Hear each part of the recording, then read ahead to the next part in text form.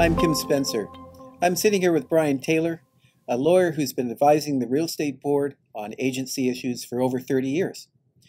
Brian, our members have lots of questions about the new rules. So here's another one. Our member learned confidential information about someone during an agency relationship sometime in the past.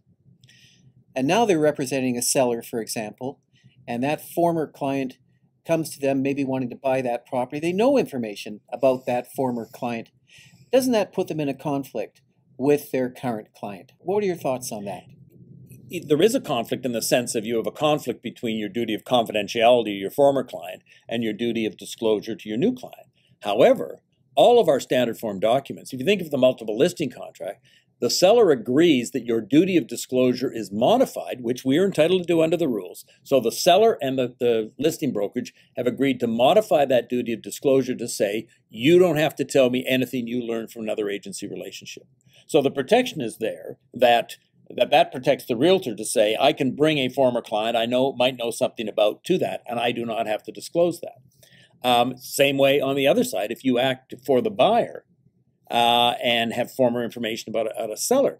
One of the interesting things I say, it's contained within the documentation. So I've often used this as an example that let's say you're my buyer's agent and we don't sign any documentation. You're one of the 90% realtors that acts for buyers without a written agreement. And you say to me, Brian, this is a fantastic house. I listed it 4 months ago. Listing's expired. It's now listed by a competitor. I say, fantastic, Kim. Tell me everything you know about the seller. And you go, oh, I can't tell you any of that. I said, no, Kim, you're my agent. You have a duty of disclosure. If you don't tell me, I'll put you in front of counsel so fast your head will spin. You correctly say, but Brian, if I tell you that information, I've breached my duty to my former client of confidentiality. He'll have me in front of counsel. I say, that's your problem. Then you go, I'm saved. I don't have to tell you because the contract says I don't have to disclose confidential information, to which I say, which one is that, Kim? The one I didn't sign? So remember, we put this stuff in the standard form documents to help realtors conduct their business and operations and to protect them.